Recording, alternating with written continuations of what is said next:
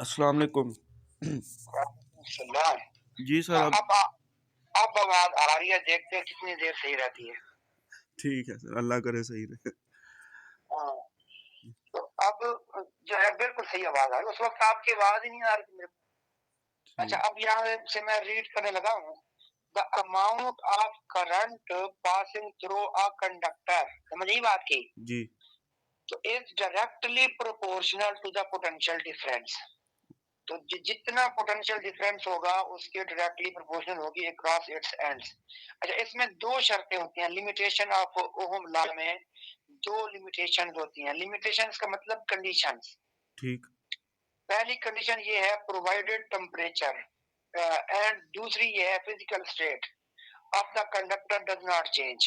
यानी ये डिफाइन का हिस्सा भी है, लेकिन बच्चों को बताना है कि ये जो दो बातें की जा रही है ना, कि temperature and physical state of the conductor does not change, ये ओहम लॉ की कंडीशन भी है, लिमिटेशन भी है। कि अगर कोई अलग से सवाल पूछ लेता है काम करने के लिए कि what are the limitations of Ohm law, तो आप ये लिख सकते हैं बच्चे, temperature and physical state of the conductor does not change, these two are the limitations और कंडीशन ऑफ ओहम लॉ। कि यानी वहां टेम्परेचर चेंज नहीं होना चाहिए और उसकी फिजिकल स्टेट चेंज नहीं होनी चाहिए। कॉपर वायर यूज हो रही है तो वहां जो है उसकी फिजिकल स्टेट सॉलिड है, तो वो सॉलिड ही हो, ये ना हो कि उसको मेल्ट कर दे, पिघला दे और फिर वहां पर आप कह दिए अब मेल्ट वाली वायर से भी वही रिजल्ट मिले जो सॉलिड से मिल रहा था, तो ऐसा नहीं होगा। और टेम्परेचर भी यानी चेंज नहीं होना चाहिए ड्यूरिंग द एक्सपेरिमेंट। जितनी देर आप एक्सपेरिमेंट कर रहे हैं तो टेम्परेचर शुड रिमेन सेम। 19-20 का फर्क तो हो सकता है, वो एक और बात है। मिसाल के तौर पर हमने एक एक्सपेरिमेंट किया और उस बाहर का टेम्परेचर था 20 सेंटीग्रेड, और उससे हमने बाहर का टेम्परेचर 20 था, और उस वक्त हमने ये एम मीटर के जरिए करंट और वोल्ट मीटर के जरिए पोटेंशियल डिफरेंस मेजर कर लिया। फिर यही एक्सपेरिमेंट हमने किया जब टेम्परेचर था जनाब वाला 50 सेंटीग्रेड। तो अब साफ ज़ाहिर है चीज वही, सब कुछ वही, लेकिन अब टेम्परेचर पहले हमने किया था तो टेम्परेचर था 20 सेंटीग्रेड। अब हम वही एक्सपेरिमेंट कर रहे हैं तो टेम्परेचर जो है 50 है, तो और अब जो वैल्यूज आएंगी वो डिफरेंट आएंगी। तो जब डिफरेंट वैल्यूज आएंगी तो हम परेशान हो जाएंगे कि यार ये क्या हो रहा है, टेम्परेचर ना सॉरी ये रिजल्ट डिफरेंट क्यों आ रहा है। तो वो इसलिए आ रहा होगा क्योंकि टेम्परेचर उस पर असर डाल रहा है। तो वायर कंडक्टर पर। कंडक्टर पर असर डाल रहा है ना। साफ ज़ाहिर है आप एक एक्सपेरिमेंट कर रहे हैं एसी रूम में जिसका टेम्परेचर कमरे का 20 सेंटीग्रेड, गर्मियों का मौसम है, और आपने एसी रूम में यही एक्सपेरिमेंट किया, यही ऊपर जो एक्टिविटी आपने लिखी हुई है हाँ हाँ। यही वाली एक्टिविटी आपने की एसी रूम में, और एसी रूम का टेम्परेचर था उस वक्त 15 सेंटीग्रेड, 17 सेंटीग्रेड। फिर आप वही सामान लेकर चले गए बाहर, और बाहर था दोपहर का टाइम और 12-1 का टाइम था, और बाहर धूप है और वहां का टेम्परेचर 50 सेंटीग्रेड है। तो वहां जब वही करोगे रिजल्ट तो वो तो नहीं आएगा ना। जी ऐसे ही है सर। तो टेम्परेचर के चेंज होने से अपना रिजल्ट बदल जाएगा, यानी करंट और पोटेंशियल डिफरेंस की वैल्यूज थोड़ी सी और होंगी। तो इसलिए वो कहता है कि भी टेम्परेचर भी चेंज ना हो, फिजिकल स्टेट भी चेंज ना ना। हो। ठीक है तो सर। उम्मीद हो ये बात समझ आ गई। जी सर। हाँ, तो बस आगे नीचे फिर लिखा हुआ है कि where R is the constant of proportionality and is the resistance of conductor. ये उस कंडक्टर की अपनी रेजिस्टेंस है, सही है, यानी जो कंडक्टर हम यूज कर रहे हैं ना जी ये जी। उसकी अपनी रेजिस्टेंस है। तो ये चीज है। तो एक तो रेजिस्टेंस वो थी ना जो पंखे में हमने परों की शक्ल में उसको प्रोवाइड की और पर घुमाने में रुकावट हुई ना, जी ऐसे। पर पे है, वो इसमें शामिल नहीं, ये बात हो रही। ठीक है, मैं समझ गया। हाँ, तो ये बात है। ये सर आगे इस S I unit is ohm. इसका यूनिट ओहम होता है डिनोटेड बाय ओमेगा। ठीक है। इसको हम जाहिर करते हैं सिंबल ओमेगा से। If a graph is plotted between current I and the potential difference V, straight line will be obtain, तो हमें स्ट्रेट लाइन मिलती है। अब रेजिस्टेंस की डिफाइन देखें, the property of a substance the property of a copper wire, समझ लें, substance से मुराद कॉपर वायर ले रहे हैं हम यहाँ पर, या नाइक्रोम वायर ले रहे हैं। सही। The property of a copper wire which offer opposition to the flow of current, तो थ्रो इट, ये इट के बाद कॉमा लगा देना है बुक के अंदर। ये बात बच्चे ना थ्रो इट इज कार्ड पढ़ लेते हैं, तो इट अलग है, इज कार्ड अलग है। सही। तो थ्रो इट यानी फिक्रा यहाँ तक थोड़ी देर रुकेंगे कि opposition to the flow of current through it, थोड़ा वक्फा देना है। इज कॉल्ड इट्स रेजिस्टेंस, ये जो बाद वाला इट्स है तो वो चाहो तो रहने दो, चाहो तो काट डालो।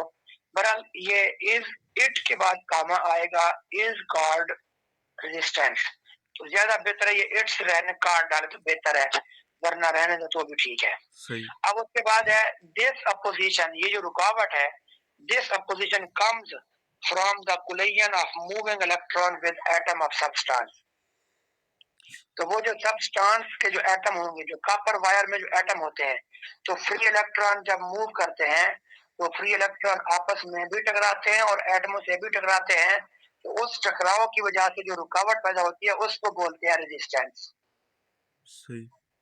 सही है। जी। द यूनिट ऑफ रेजिस्टेंस ये आपके सामने है कि अगर जो V है वो 1 वोल्ट कर दे और I 1 एम्पियर कर दे, तो फिर इस तरह से आपके पास नीचे डिफाइन लिखा हुआ है कि when a potential difference of 1 volt is applied across ends, कि पोटेंशियल डिफरेंस 1 वोल्ट का हो, करंट 1 एम्पियर हो, तो तब जो रेजिस्टेंस होती है वो 1 ओम होती है।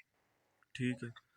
ठीक है। जी, अब सर रेजिस्टेंस जो है वो कॉपर वायर की होगी। हम आपने पहले कहा था कि इस आर की जगह पर पंखा होगा या बल्ब वगैरह होगा, ठीक है। तो नहीं, सर इस इसमें आर इस ये जो यार वो जो आर मैं बता रहा हूँ, तो वो रुकावट तो वो है जिसकी वजह से फिर उनकी एनर्जी उतनी बढ़ती जा रही होगी ना। अब फिर दो चीजों को दोबारा मिक्स करने पर तुले हुए हो। ठीक है। ये मटेरियल की बात हो रही है जिसमें से करंट गुजर रहा है। मुझे बताओ क्या करंट परों से गुजरता है? नहीं सर। बस फिर। तो इस रिलेशन में सर जो आर आ रहा है वो हाँ जी। कांस्टेंट है हर वायर का या हर कंडक्टर का? आपको साफ जरा, जब बेशक वो जो एक रेजिस्टेंस मैं बता रहा हूँ रुकावट, वो जो पंखे के परों वाली है, उसको तो आप इसमें शामिल ना करो ना। अब उसका ताल्लुक सिर्फ इतना है कि जितना वो रुकावट ज्यादा होगी तो यहाँ पीछे करंट उतना ज्यादा आएगा। ऐसे ही। अगर आप मिसाल के तौर पर, जितने मैं आपको इसको यूं मिसाल दूं ना, कि कॉपर वायर जो है वो अल्लाह बंदा करे जैसे गुच्छा है वो है, ठीक है। जी। तो अब मिसाल के तौर पर ये 3 पार लगे होते हैं पंखे के, जी। ठीक होगी बात। ऐसे ही। अब आप ना, जब 3 पार लगे हुए हैं पंखे के और आप एम मीटर से उधर चेक करें, पंखा चलाएं और एम मीटर से चेक करें कि भी कितनी करंट आ रहा है, ठीक है। ठीक है। तो फर्ज कर लेते हैं कि 5 एम्पियर करंट आ रहा है, ठीक ठीक। होगी बात। जी। अच्छा, अब वो गुच्छा तो वही है। जी। अच्छा, बिजली भी वही से आ रही है 220 वोल्ट ही, जी। जी। और करंट कितना शो हो रहा है? 5। 5 एम्पियर। अब आप क्या करें, अब आप ये करें वो तीनों पार उतार दें, बस सिर्फ अच्छा। तीनों पार उतार दें, बाकी पंखा रहने दें अच्छा। बगैर परों के। अब दोबारा बटन फिर ऑन करें। तो अब करंट जब ज्यादा है? अब आपके ख्याल में करंट क्या होगा, ज्यादा होगा कम होगा? ज्यादा ही आया। अब करंट कम आएगा चाचा, अब करंट कम आएगा। रुकावट कम नहीं होगी सर? मैं ढोले वो रुकावट तो उसकी अपनी थी जो रेजिस्टेंस की बात कर रहा हूँ। अब आप अगर पंखे के पर हटा देंगे तो अब वहां पर जो है अपना क्या ख्याल है, जो काम जितनी एनर्जी चाहिए थी उतनी तो नहीं मिल रही। हाँ। अगर ऐसी बात है, अगर ऐसी ही बात है, तो फिर तो इसका मतलब है कि यानी पंखे यानी जब बिजली हमारे बटन से पंखे तक पहुंचती है, बात सुनो फिर, अगर बिजली पंखे से वो बटन से दीवार में बोर्ड लगा हुआ है वहां से बिजली पहुंची हमारे पंखे तक, तो सही दरमियान में तार है कि नहीं? है। तो उस तार में कॉपर वायर है बिल्कुल। अच्छा, जब वहां वो कॉपर वायर है तो वहां पर तो फिर साफ ज़ाहिर है रेजिस्टेंस बहुत ही कम है। जी तो यस। जब रेजिस्टेंस बहुत ही कम है तो वहां से जो करंट गुजर रहा है तो वो उसकी एनर्जी खर्च तो नहीं ना हो रही। नहीं हो रही खर्च, खर्च कहाँ हो रही है? क्योंकि रेजिस्टेंस ही पंखे नहीं है। पे। रेजिस्ट नहीं, खर्च कहाँ हो रही है? पंखे पे। पंखे पे जी। पंखे पे क्यों खर्च हो रही है? पर घुमाने में। जी है। तो अब अगर फर्ज कर लें 100 जूल एनर्जी खर्च होती है मिसाल के तौर पर, तो क्या वो सारा 100 का 100 जूल पर घुमाने में खर्च होगा या 99 जूल पर घुमाने में होगा और 1 जूल वो जो सफर करके आ रही है वहां पर भी एनर्जी खर्च होगी? वहां पे तो नहीं होगी सर। भाई वहां पर अच्छा यार होगी, क्यों नहीं होगी? भाई कम जब होगी। मिस्त्री, एक मिनट है, जब मिस्त्री मजदूर घर से जाते हैं खाना खाकर काम करने, कहीं कोठी पे काम हो रहा है, मकान बन रहा है, कोठी बन रही है, होगी लेकिन जब कम होगी। मिस्त्री मजदूर घर से खाना खाकर जाते हैं हम्म, और चलते चलते वो दुकान वो उस पर पहुंचते हैं जहाँ काम हो रहा है, तो जब वो चल के जा रहे हैं क्या वहां पर चलकर वहां पहुंचते हुए उनकी एनर्जी खर्च हुई है कि नहीं हुई? हुई है। तो अब जब खर्च हुई है तो लेकिन आप ये बताओ कि जब वो फिर पूरा दिन 8 घंटे वो काम करते हैं, कोठी पे काम करते हैं, तो शाम को जब उनको थकावट होती है तो वो क्या बोलेंगे कि यार कौन सी किस वजह से थकावट हो रही है? वो जो चल कर आए थे कोठी पर उसकी वजह से हो रही थकावट, या जो कोठी पर उन्होंने ईंटें फेंकी हैं, यूं किया है, वो किया है, वहां तक उसकी वजह से हो रही है। जो काम किया उसकी वजह से। हाँ, तो यही चीज बिल्कुल सेम टू सेम यही कुछ यहाँ हो रहा है। ठीक है। सेम टू सेम वही हो रहा है भाई। जो चार्जेस आए हैं। सेम जो कोठी है, अब कोठी पर सावधान, अगर कोठी पर 10 मजदूर होंगे, एक कोठी है वहां पर 10 मजदूर हैं, एक दिन में 10 मजदूर काम करते हैं। मजदूर से मुराद मिस्त्री भी मजदूर ही है, ठीक है। मजदूर भी मजदूर है, मिस्त्री भी मजदूर है। हम्म, और एक दिन वो यूनिट टाइम है। एक दिन क्या है? Unit time. टाइम है। अब एक एक कोठी है वहां पर 10 मजदूर काम करते हैं, एक दूसरी कोठी है वहां पर 5 मजदूर काम कर रहे हैं पूरा दिन, एक और कोठी है वहां पर सिर्फ एक मजदूर काम कर रहा है, मतलब खाली मजदूर है, वो ईंटें ढो ढो के एक तरफ फेंक रहा है। तो अब अपना करंट का फार्मूला क्या था? करंट का फार्मूला था आई बराबर है क्यू बाई टी। ठीक। हम्म, और टी क्या है? वो वैसे तो टाइम 1 सेकेंड था, अब 1 सेकेंड को आप एक दिन भी तो कह सकते हो ना। जी जी। तो ये यूनिट टाइम यानी वो सेकेंड में है तो यूनिट टाइम आप दिन में ले लें। अब अपना 5 एम्पियर का मतलब क्या होता है? 5 एम्पियर करंट आई बराबर है 5 ए हो, आई एक सेकंड बराबर में है 5। 5 ए, तो वो आई बराबर होगा 5 कोलम इन 1 सेकेंड, होगा कि नहीं होगा? जी ऐसे ही है सर। तो जब अपना वो जो 5 कोलम है, कोलम का मतलब है कि वो एक मजदूर है, 5 कोलम का मतलब 5 मजदूर, 1 कोलम का मतलब 1 मजदूर, 10 कोलम का मतलब 10 मजदूर, और 1 सेकेंड का मतलब 1 डे। ठीक है। 1 सेकेंड का मतलब 1 डे। तो एक दिन में 10 मजदूर। अब 10 एम्पियर जहाँ जिस कोठी पर 10 मजदूर काम कर रहे थे, तो 10 में यानी वहां का करंट 10 एम्पियर था। सही है। तो वहां 10 एम्पियर करंट है, मतलब 1 सेकेंड मतलब 1 डे। 1 डे में वहां 10 कोलम चार्ज है, मतलब 10 बंदे काम कर रहे हैं। ठीक है। और जहाँ पर 5 काम कर रहे थे वह एक दिन में, तो Q by T 1 second 1 day के अंदर 5 काम कर रहे हैं।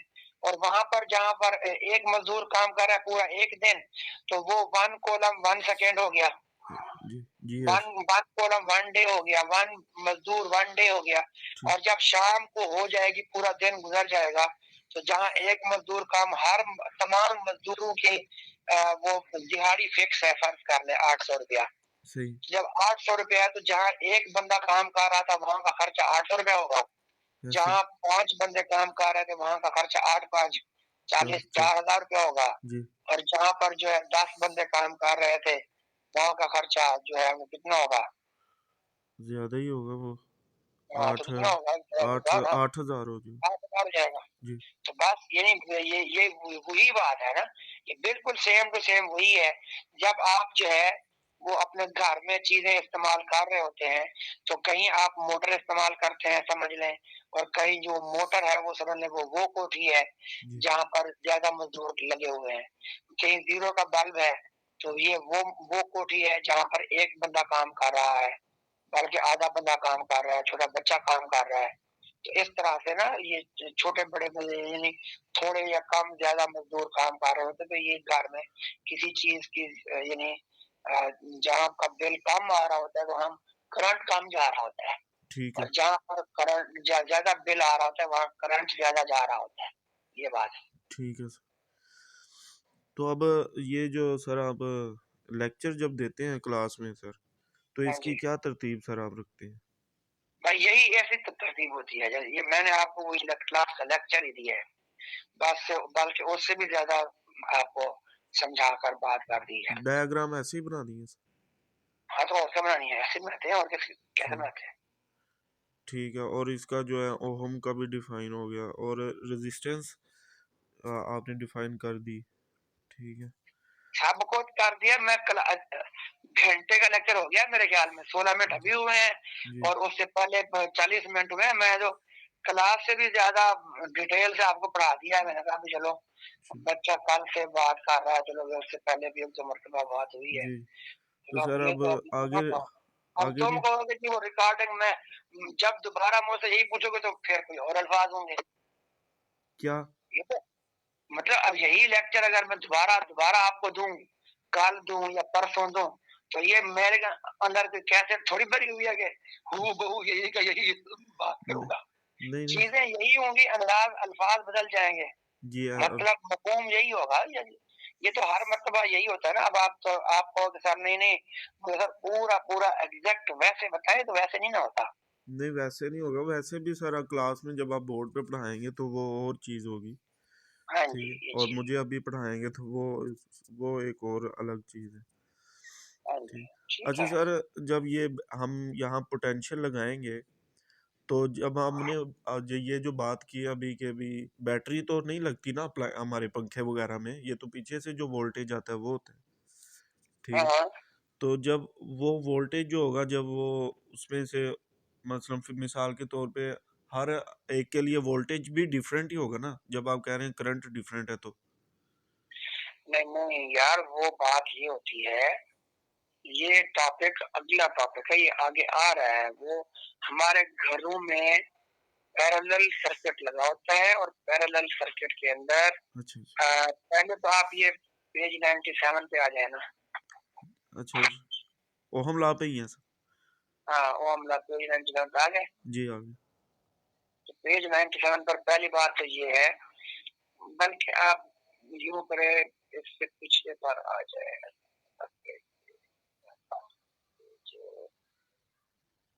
हो ये ना इधर पेज 96 पे आ जाए।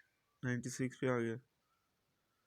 पोटेंशियल डिफरेंस कहीं पर है मेजरमेंट ऑफ पोटेंशियल, है। पोटेंशियल मेजरमेंट ऑफ नहीं, ये पोटेंशियल पेज नंबर 94 पे। 94 पे 96 पे। पोटेंशियल डिफरेंस की हेडिंग तो 94 पे ही आ रही है। जैसे मेरे पास पुराने हैं फिजिक्स या दो यहाँ खास पे लिखा लिखा। हुआ है कि when one end of a conductor is connected to the positive terminal, और नीचे डायग्राम बनी हुई है। हाँ, वो तो 94 पर है ना पोटेंशियल डिफरेंस। अच्छा, ये आप इधर आओ ना एक मिनट के लिए। ये पेज नंबर आप आ जाए, अल्लाह अल्लाह करे, ये 96 पे आ जाओ। अच्छा ठीक, आ गया सर। 96 पर आप देखें, बैटरी नजर आ रही है। बैटरी जी, ये जो सर्किट बनाया हुआ उन्होंने? हाँ जी, हाँ जी। जी बैटरी है, स्विच है, करंट गुजर रहा है, हाँ जी, बल्ब अब है। यहाँ पर सुन लो, यहाँ पर मेरे से बात सुन लो। ये जो लाइट स्विच है, ये बटन है, ठीक है मेरी बात। अच्छा अब इसमें बैटरी के अंदर केमिकल एनर्जी होती है। क्या होती है? Chemical energy. ये केमिकल एनर्जी होती है। तो आपको पता है कि भाई जब कोई बम फटता है, तो बम जब फटता है तो उसमें क्या होता है? बम में बारूद रखा होता है, केमिकल होता है ना बारूद। हाँ जी। जो बारूद रखा होता है, आपको पता है कि बम एक गोले की शक्ल में होता है, गोला फुटबॉल टाइप ऐसे। जी, जी। तो उसमें अंदर वो छर्रे और इस तरह की नोकदार कीलें और इस तरह की मुख्तलिफ चीजें उसमें रख छोड़ते हैं जो बनाते हैं बम। अच्छा। ठीक है, तो वो अंदर रेस्ट में पड़े होते हैं कि नहीं पड़े होते? पढ़े होते हैं जी। रेस्ट में पड़े होते हैं। जब रेस्ट में पड़े होते हैं और वहां पर फिर वो उसको आग दिखाते हैं बारूद को, थोड़ा सा वो मतलब है कि वो अब ताकि बारूद अंदर आग पकड़ ले। पकड़ जी। जैसे वो टाइम बम हो या कुछ भी हो, बहरहाल आखिर बम को ऐसे तो नहीं ना पड़े पड़े तो नहीं ना चल सकता, किसी तरह उसको चलाते हैं ना। जी, जी। मस्त कर जब देते हैं।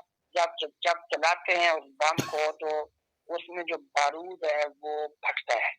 अच्छा। जब वो बारूद फटता है तो उससे केमिकल एनर्जी जो है वो जो पैदा होती है, तो वो क्या है, जब वो फटता है तो वो एनर्जी वो इतनी होती है कि वो जो कील शील वहां पे पड़े होते हैं, तो वो उनको मोशन में लाता है। अच्छा। ठीक है, जी। तो वो कील वहां से ऐसे निकलते हैं तेजी के साथ, और वो इतने तेजी से निकल रहे होते हैं कि जिस हुजूम में किसी बाजार में किसी मजमे में जब बम फटता है, तो वो इसीलिए क्या कहा जाता है कि अगर खुदा न खास्ता बम फटे तो फौरन कहा जाता है कि बंदे को चाहिए कि वो लेट जाए जमीन पे, अच्छा। लेट जाए। क्यों लेट जाए? क्योंकि अगर नहीं लेटेगा, बंदा ठहरा रहेगा, तो उसके जो छर्रे निकलते हैं ना चारों तरफ, जी। तो वो हाईली काइनेटिक एनर्जी होती है उनके पास, सही। बहुत ज्यादा काइनेटिक एनर्जी होती है। तो वो मूव कर रहे होते हैं वो कीले वगैरह, तो वो आंख में, सर में, जिस्म में कहीं पर भी वो बंदे के अंदर लग जाती है गोलियों की तरह। तो सही। बंदे जख्मी हो जाते हैं और मर भी सकते हैं।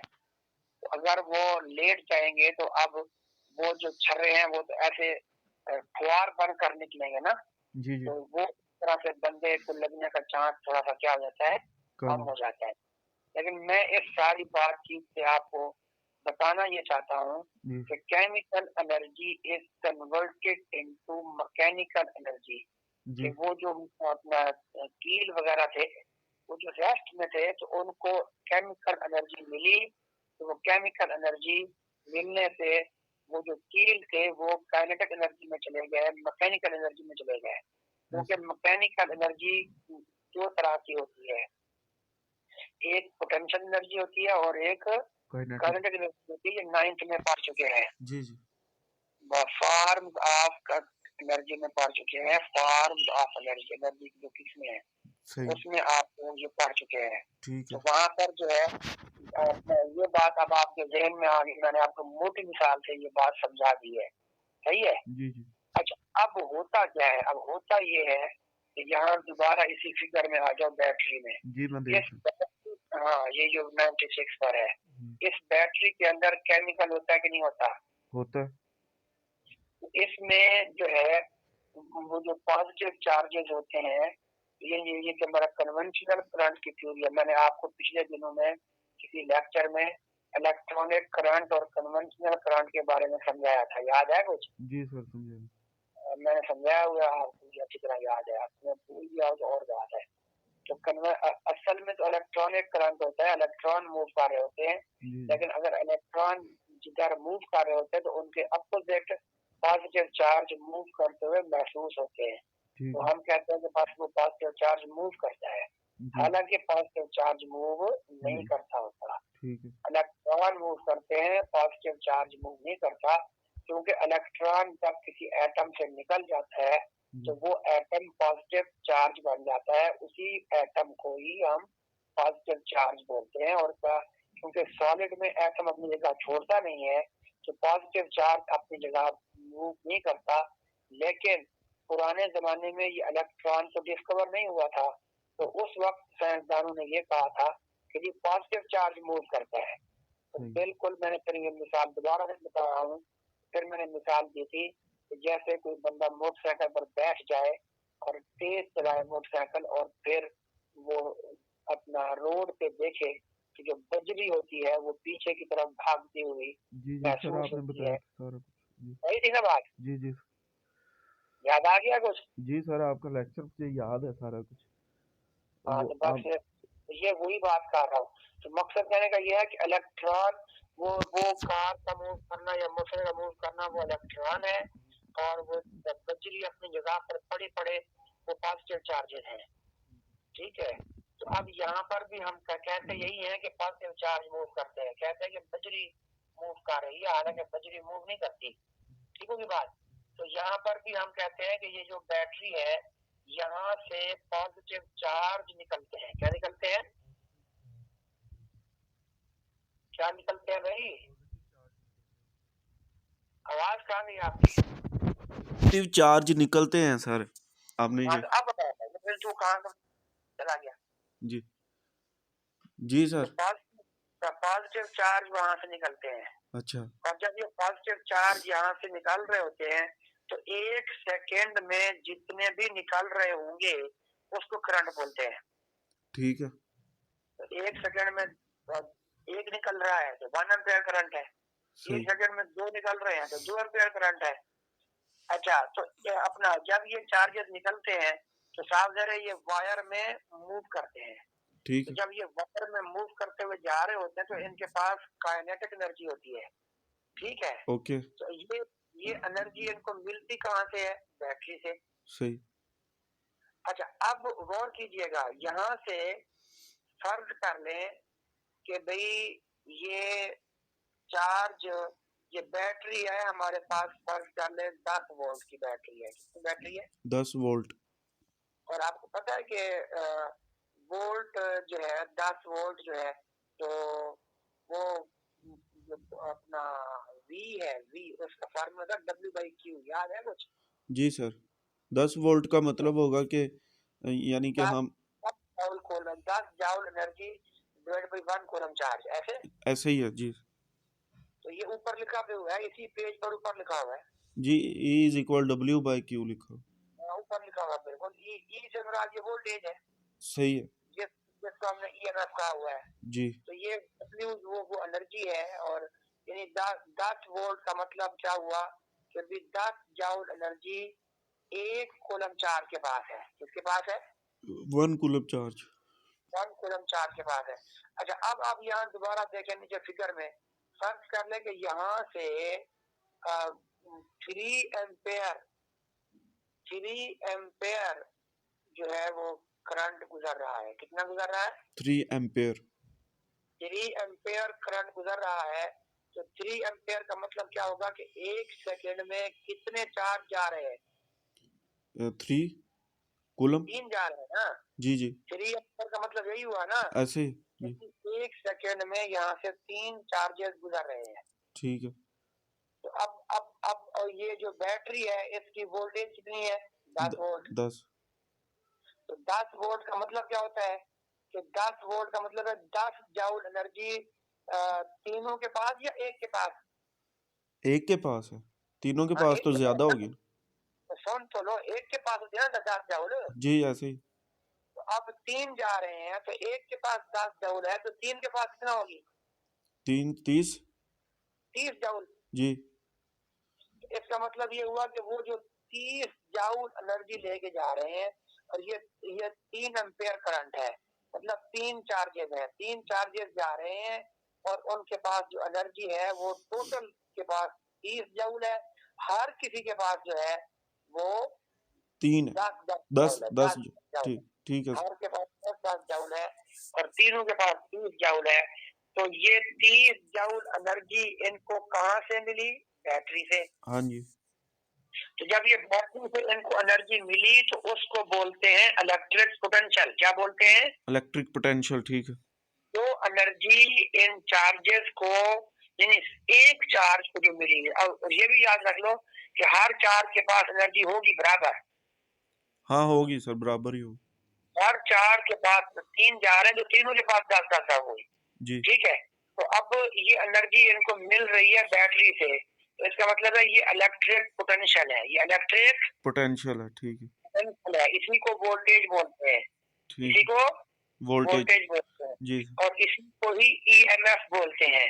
ठीक है, अच्छा, अब ये नाइफ से होते हुए, स्विच से होते हुए, ये जब आएंगे बल्ब में, तो यहाँ पर ये आकर अपनी एनर्जी खर्च करेंगे। जी करेंगे, तो यहाँ पर जब ये एनर्जी खर्च होगी, तो वो इधर वोल्ट मीटर शो करेगा, सही है ना? ठीक है, अच्छा, वो जो 10 जूल एनर्जी लेकर आएंगे, तो वो तो टोटल फर्क कर ले 3 एम्पेयर करंट था, तो वो 30 जूल एनर्जी लेके आ रहे हैं। सही, तो वो 30 जूल एनर्जी यहाँ आकर खर्च होगी। ठीक है, और वो 30 जूल जब यहाँ खर्च होगी, तो वो 30 जूल वो तीनों खर्च करेंगे ना, जी, जी, तो इसको बोलेंगे पोटेंशियल डिफरेंस। ठीक है, तो अब वो एनर्जी यहाँ से खर्च करके फिर आगे जा रहे हैं नेगेटिव के पास जा रहे हैं। जी सर ये आप ये कन्वेंशनल थ्योरी बता रहे हैं ना? ये कन्वेंशनल थ्योरी बता रहा हूँ। जी, ठीक है, अच्छा, वो जनाब नेगेटिव पर पहुंच जाएंगे, ठीक, और नेगेटिव पर पहुंचेंगे तो नेगेटिव पर वहां पर उनके लिए अट्रैक्शन होगी कि नहीं होगी? अट्रैक्शन होगी, जी, अट्रैक्शन होगी, क्योंकि वो पॉजिटिव चार्ज है ना सारा, जी, जी, जी, तो वहां पर उनके लिए अट्रैक्शन होगी। और ये अट्रैक्शन इनके लिए क्यों होगी? क्योंकि पॉजिटिव और नेगेटिव एक दूसरे को क्या करते हैं? अट्रैक्ट करते हैं, अट्रैक्ट करते हैं। समझ नहीं बात की? आगे, जी, अच्छा, अब आप एक सी मिसाल, एक जनरल लाइफ से मिसाल लें। जनरल लाइफ से मिसाल ये है कि जनाब वाला हम मिस्त्री मजदूर की बात चलो नहीं करते, हम बच्चे की बात करते हैं। छोटा बच्चा है और वो स्कूल जाता है, अच्छा, ठीक है? जी, तो स्कूल से मुराद यहाँ पर ये बल्ब हो गया। ठीक, स्कूल से मुराद यहाँ पर क्या है? बल बल्ब है। हाँ, जो बल्ब है वो स्कूल है, ठीक होगी बात? ठीक, तो अब जब मुझे बताओ कि जब बच्चा सवेरे वो घर से निकला था तो पढ़ने के लिए, जी, जी, तो वो अब रोटी खा खू के आया था कि नहीं आया था? जी सर एनर्जी उसके पास थी, उसको एनर्जी लेके आया, वो रास्ते में जो एनर्जी खर्च हुई, जी, स्कूल पहुंचते पहुंचते, वो किसी काम की नहीं है ना। जी, जी, सारी एनर्जी जो है वो सारी एनर्जी उसने आकर कहाँ खर्च कर दी? स्कूल में। स्कूल में, जी, स्कूल में खेलता रहा, काम करता रहा, भागता रहा, ये वो करता रहा। ठीक, तो वो जब यहाँ पर एनर्जी खर्च कर चुका, तो फिर वो वापस घर जाता है नहीं जाता? जाता है, जितनी एनर्जी लेके आता है तो वो उतनी एनर्जी तकरीबन खर्च करता है। और वो फिर जब घर वापस जाता है, तो घर उसकी अम्मी, छोटा बच्चा है ना, तो अम्मी उससे प्यार करती है, तो वो नेगेटिव है? जी, जी, वो नेगेटिव होती है। वो नेगेटिव से मुराद यहाँ पर अम्मी है। जी, तो अम्मी उसको प्यार कर रही होती है कि भाई ये जाना है, या चलो यहाँ पर एक मिनट के लिए अम्मी को नेगेटिव ना कहो, बल्कि यहाँ पर वो घर जब जाएगा, तो घर में उसको जनाब वाला अल्लाह भला करे, उसके चीजें पड़ी हुई हैं, टॉय पड़े हुए हैं, खिलौने पड़े हुए हैं, वहां पर उसकी गेम पड़ी हुई है, मोबाइल पड़ा हुआ है, जिसके अंदर उसके लिए अट्रैक्शन ही अट्रैक्शन है। ठीक है, ठीक है, अब वो जब वहां पहुंचता है, तो उसका तो अगले दिन स्कूल आने का दिल करेगा या नहीं करेगा? नहीं करेगा। नहीं करे, वो तो नहीं करेगा, वो भी मैंने क्यों जाना है, मैं स्कूल में तो नहीं जाते, जी, काम बच्चे वो करते हैं, फला करते हैं। लेकिन अब घर में उसको मिल क्या रही है? अट्रैक्शन। हाँ, मोबाइल घर में मौजूद, स्कूल में मोबाइल है कोई नहीं। अच्छा, कार्टून उसमें एलईडी घर में लगा हुआ है, और जनाब वाला खाने पीने की मौज मस्ती घर में है, सब कुछ फ्रिज घर में है, चीजें घर में पड़ी हुई हैं, तो उसको फुल अट्रैक्शन है। मगर उसकी अम्मी क्या करती है? उसको सुबह को नाश्ता खिला खिलू के, वो फिर खुशी खुशी तो आना नहीं चाहता बच्चा, तो फिर उसको खींच के बाहर फेंक के, चल दफा हो बाहर, फिर जा स्कूल, ये रास्ता पड़ा हुआ है, चल जा। तो जी, वो उसको यानी माँ उसको वहां से उन अट्रैक्टिव चीजों से उससे दूर करती है, खींचती है। वो रो रहा है कि मुझे खिलौने चाहिए, मैंने ड्रामा देखना है, मैंने मोबाइल देखना है। तो वो नेगेटिव टर्मिनल, वो अट्रैक्टिव टर्मिनल है। लेकिन उसको रोटी खिला खिलू के, एनर्जी दे दू के, उसको खींच कर मारेंगे बाहर दरवाजे से, चल ये रास्ता पड़ा है। तो ये जो वो जो दरवाजा है ना, जी, वो जो बाहर निकालने वाला, वो समझ ले वही पॉजिटिव है। अच्छा पॉजिटिव चार्ज है, समझी बात की। अच्छा।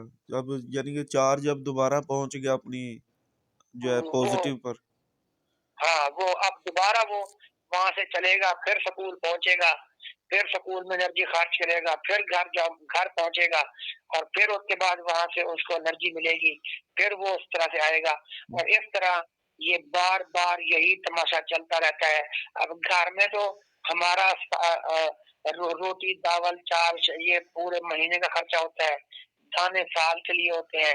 और बैटरी वाला जो सिस्टम हमारा है, मोबाइल की बैटरी है, या जो यूपीएस की बैटरी है, या जो भी बैटरी घर में है हमारे पास, तो उसमें यही तभी तो वो बैटरी जो है, कहते हैं ना ये बैटरी खत्म हो चुकी है, उसको दोबारा रिचार्ज करें। जी जी तो बैटरी से क्या होती है, बैटरी से चार्जेस को एनर्जी मिलती मिलती है। है। जी तो जब बैटरी एनर्जी देती है तो उसको इलेक्ट्रिक पोटेंशियल बोलते हैं। जी क्या बोलते हैं? Electric potential. Electric potential unit charge को, सिंगल चार्ज को जो एनर्जी मिलती है, जो एनर्जी दी जाती है, वो इलेक्ट्रिक पोटेंशियल है या ईएमएफ है। और ये बैटरी के अंदर उसको एनर्जी दी जाती है, ठीक। और वो अगेंस्ट इलेक्ट्रिक फील्ड मिलती है। उसको एनर्जी कैसे मिलती है? Against electric field. Electric field हमेशा पॉजिटिव से नेगेटिव की तरफ होता है ना। जी जी हाँ। ये बैटरी के अंदर एक आप देख रहे हैं, एक वो अपना रेड वाला जो है निशान, वो पॉजिटिव है, और ब्लैक निशान नेगेटिव है, रॉड जो रखे हुए हैं। जी तो ये वो जो है, तो वो पॉजिटिव से नेगेटिव की तरफ जो है वो इलेक्ट्रिक फील्ड होगा। और वो जो पॉजिटिव चार्ज थका हार कर नेगेटिव पर पहुंचा था, तो अब वो नेगेटिव से पॉजिटिव की तरफ तो वैसे रिपल्शन है, जी ऐसे ही। तो वो तो खुद ब खुद तो नहीं जाएगा ना, जबरदस्ती उसको खींच कर लेकर जाएंगे ना। जी गिरफ्तार से पकड़ कर, बल्कि टांगों से घसीट कर उसको लेकर जाएंगे, चल दफा हो जा। जी जी और वो बैटरी करेगी। हाँ, और वो बैटरी के अंदर जो केमिकल है ना, केमिकल एनर्जी, जी वो ये काम करती है ना। सही, यानी उस चार्ज को फिर एनर्जी मिल जाती है। हाँ जी, उस चार्ज को एनर्जी मिलती है, वो दोबारा पॉजिटिव पर पहुंचता है, और फिर वो उधर से होता हुआ बल्ब में एनर्जी खर्च करता हुआ वो फिर दोबारा वहां पहुंच जाता है। तो इस तरीके से बैटरी की एनर्जी आहिस्ता आहिस्ता खत्म होती रहती है, हत्ता के 2 घंटे बाद, 4 घंटे बाद, 10 घंटे बाद, 2 दिन बाद, 3 दिन बाद, वो जितना हिसाब होगा बैटरी खत्म हो जाएगी। सही। चलो भाई, या तो नई बैटरी लो या फिर इसको दोबारा रिचार्ज करो। ठीक। ये है सारा तमाशा। तो यानी पोटेंशियल डिफरेंस का फार्मूला V बराबर है W बाई क्यू, और जी वोल्टेज का फार्मूला V बराबर है W बाई क्यू। जी तो चार्ज के पास, यूनिट चार्ज के पास जो एनर्जी होती है, सिंपल बात यह है कि जो बैटरी में एनर्जी दी जाती है उसको वोल्टेज बोलते हैं, या इलेक्ट्रिक पोटेंशियल बोलते हैं, या उसको ईएमएफ बोलते हैं। और जो बल्ब के ऊपर आकर खर्च होगी, चाहे वो बल्ब हो, चाहे वो पंखा हो, चाहे वो मोटर हो, चाहे वो कोई बड़ा हो, कैपेसिटर हो, तो वहां पर एनर्जी आकर खर्च होती है, तो उसको पोटेंशियल डिफरेंस बोलते हैं। ठीक है। ये सारा तो कुछ है। ये डिफरेंट होगी सर, जैसे कि सर हम बैटरी का जो वोल्टेज है उसको, जो हमारी वापटा वालों से वोल्टेज आ रहा है, हाँ, जो हमारी अप्लायंसेस में आता है मसलन, या पंखे में बल्ब में, उसमें क्या हाँ, फर्क होता है? वो तो एसी वोल्ट होता है, चीज तो यही होती है, बस सिर्फ वो आगे आएगी ना, फिर उसको देख लेंगे। वो उसमें आना है पैरेलल और सीरीज में। हाँ जी, हाँ जी, तो चलो आगे एसी कुछ मौजूद है ना वहाँ पर। ठीक है। ठीक है ठीक है सर। जी। ओके सर, बहुत शुक्रिया सर आपकी इस टाइम का सर, क्योंकि सर मैं समझ रहा था कि आप समझा देंगे ना, तो ये आसानी बहुत हो जाएगी मेरे लिए। अब सर इसमें तरतीब आप लेक्चर मुझे दे नहीं रहे थे जो आपने कहा था, नोट्स वगैरह। यार वो अब नहीं लिख रहे ना बच्चियां, वो जो बच्ची पेपर बना रही थी, वो नोट्स बना रही, उसके स्कूल में टेस्ट है। इधर हमारा अपना कोर्स आज, मैंने कल तो भी यहाँ बच्चों को, अभी ये चैप्टर हमारा खत्म भी नहीं हुआ।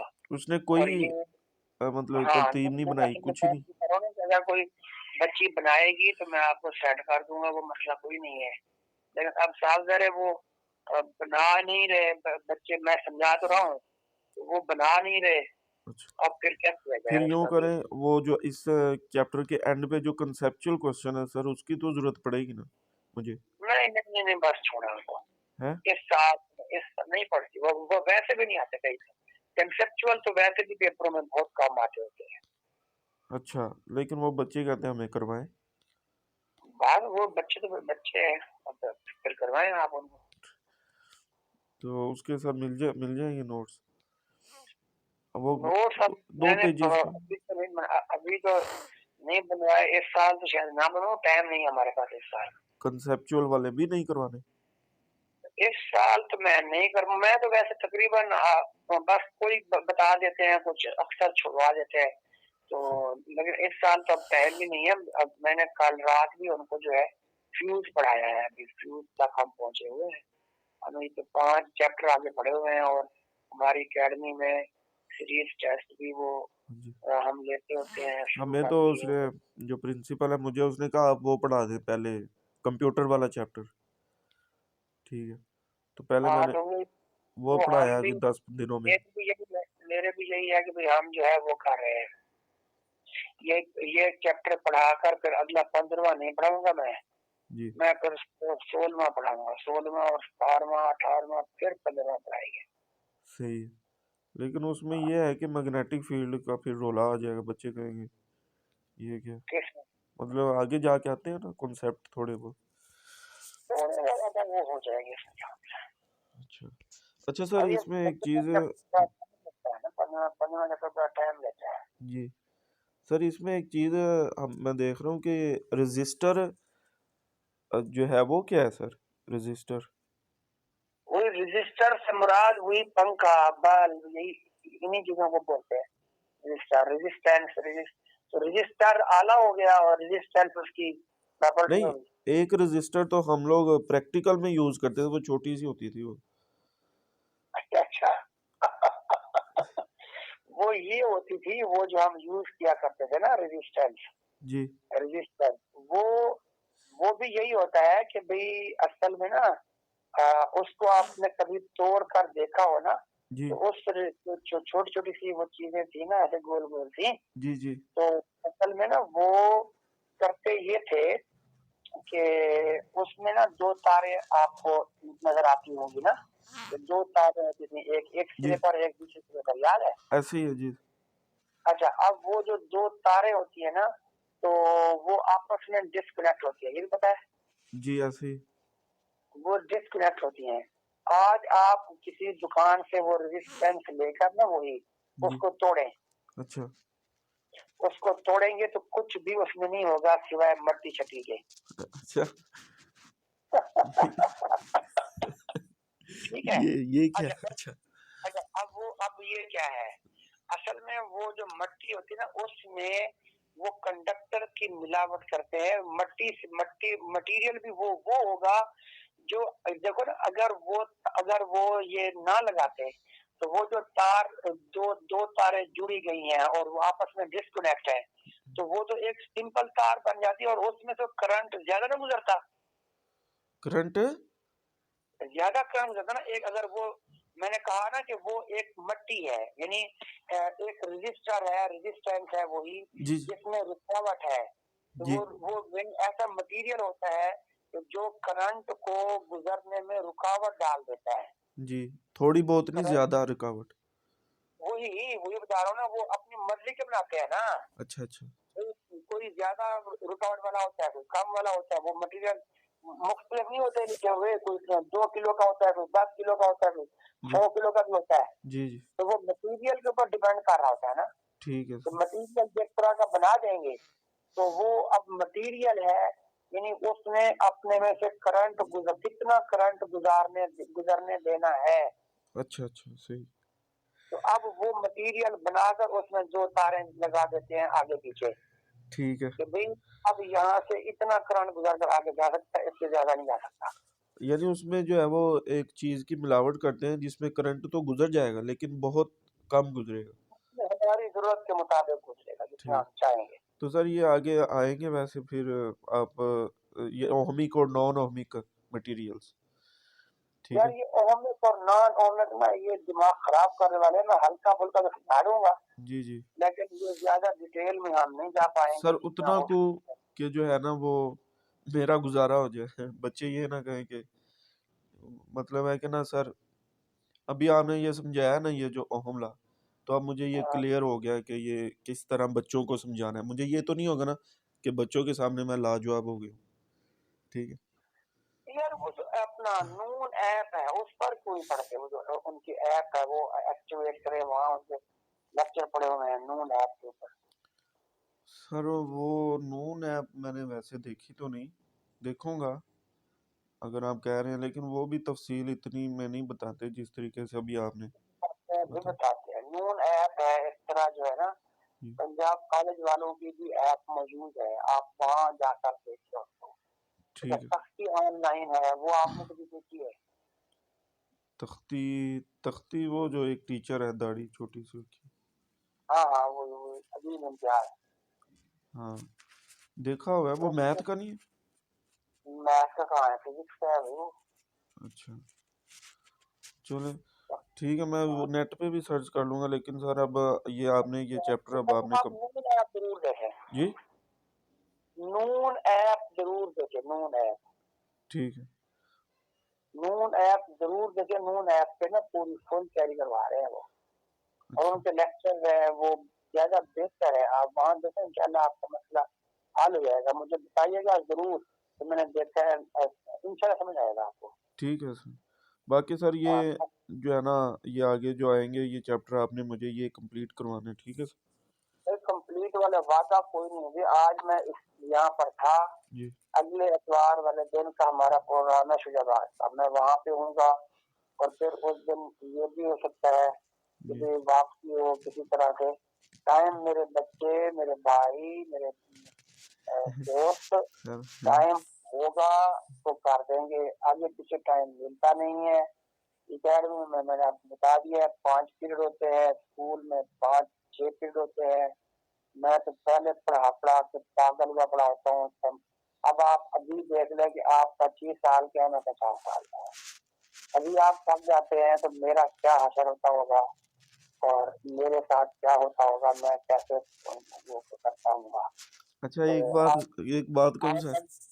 अभी मैं हालांकि फ्री आज भी नहीं था, मैंने आज भी 2-3 काम करने हैं, जी और अभी मैं शुरू कर चुका होता, लेकिन अब मैंने कहा अभी चलो, आपने रात मैसेज मैंने पढ़ा आपका तो मैंने आपको बता दिया। टाइम जिस वक्त हुआ करेगा तो जी बता दिया करूंगा, लेकिन अगर नहीं हुआ करेगा तो आपने महसूस नहीं करना। ठीक है सर, वो कोई नहीं, लेकिन और ये आगे चैप्टर ये मैं। मेरे ऊपर ज्यादा डिपेंडेंट भी ना हो ना, मैं इसीलिए मैं आपको बार बार कह रहा हूँ कि आप मेरे ऊपर डिपेंडेंट ना हो, क्योंकि बंदा जब डिपेंडेंट हो जाता है तो फिर वो आसरा बन जाता है, और बंदा किसी को आसरा देकर फिर उस पर पूरा ना उतरे तो ये मुझे अच्छा नहीं लगता ना। तो मैं इसलिए आपको बार बार, यानी कोई भी इस तरह का आसरा नहीं देना चाहता जी कि कल को फिर आप मेरे ऊपर आसरा करें और मैं टाइम ना दे पाऊँ, फिर मैं अपने आप से भी शर्मिंदा हूँ कि यार मैंने बात की थी, उसने भी बात की थी, तो फिर मैं टाइम नहीं ठीक तो टाइम नहीं दे पाया, तो ये बात है। ठीक है सर, मैं आपकी बात समझ गया हूँ वैसे, लेकिन ये जब अगले इतवार नहीं तो सर फिर उससे अगले इतवार अगले इतवार को भी मतलब है कि पूछ लीजिएगा मुझसे। पूछ लूंगा जी। हाँ, पूछ, बल्कि हफ्ते वाले दिन तो छुट्टी नहीं होगी। हफ्ते वाले दिन छुट्टी आपको है तो मैं टाइम निकाल लूंगा। यानी हफ्ते को छुट्टी होगी ना, वो मेरे साथ 14 जी 5 फरवरी की, हाँ वो है 5 फरवरी की है। हफ्ते वाले दिन ना मैं तकरीबन कोई 80 के आसपास ना, हम यहाँ से पर आप ना पता कीजिएगा, जुमे वाले दिन। ये जुम्मे वाले दिन इतवार को भी हो सकता है, वैसे इतवार को भी मैं वहां पे हूँगा। आप राब्ता कर लेंगे ना, इस तरह व्हाट्सएप पर मैसेज कर देंगे ना, जी या इतवार वाले दिन कैसे कॉल कर लेंगे, मैं आपको बता दूंगा। इतना तो टाइम होगा कि मैं आपको रिप्लाई कर सकूंगा भी टाइम है या नहीं। ठीक, मैं जुमे अगर को सर टाइम आपको। होगा, अगर टाइम होगा तो मैं जरूर दे दूंगा, टाइम नहीं होगा तो फिर जी मजबूरी होगी।